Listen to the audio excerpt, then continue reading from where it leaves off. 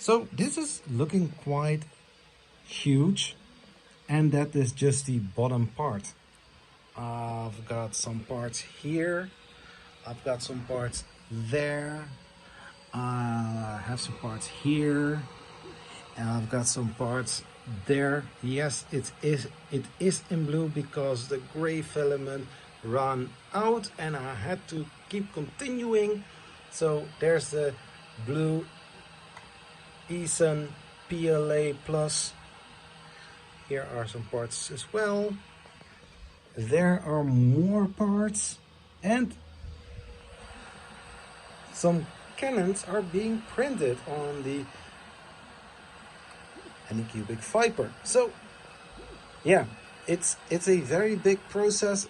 Still have some parts to print, so I will keep you updated. If you want to receive the updates, subscribe to the channel and give this video a like.